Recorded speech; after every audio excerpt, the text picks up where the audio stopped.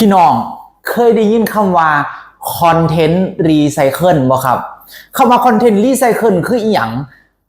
คำว่าคอนเทนต์รีไซเคิลคือการที่เฮานี่ไปเบิ่งคอนเทนต์คนอื่นแล้วเฮาเอามาปรับใส่อีกเทื่อนึงมันก็คือกันกับขยะรีไซเคิลนั่นแหละครับก็คือเกิดจากการที่ใส่แล้วเอามาใส่อีกเทื่อนึงคอนเทนต์ก็คือกันครับพี่น้องซุมื้อนี่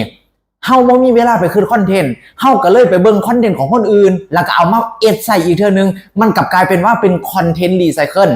บัดทีนี้คอนเทนต์รีไซเคิลบางคนเป็นตะเบิงเด้คอนเทนต์รีไซเคิลบางคนบ่เป็นตะเบิง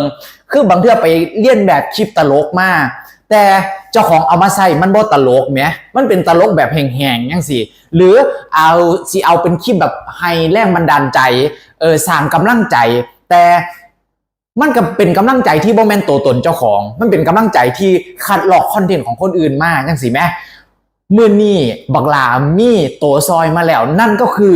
Cooltag AI ครับตัวนี้สิเอามาซอยให้พี่น้องได้มีคอนเทนต์ที่เป็นตัวตนเจ้าของโดยที่เฮาบ่รู้สึกว่าเฮ้ยเฮาต้องไปคัดลอกหรือไปก๊อปปี้คำเว้าของเขารูปแบบการเว้าของเขารูปแบบการนำเสนอเนี่ยมันอาจจะคือกันก็ได้ครับแต่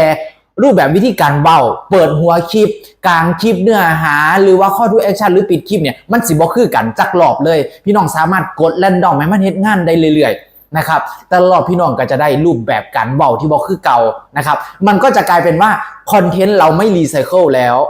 คนอื่นสิรีไซเคิลก็ตามครับแต่ถ้าพี่น้องได้รู้จักCooltag AI แล้วเศร้าเด้อครับพี่น้องเศร้าเฮ็ดคอนเทนต์รีไซเคิล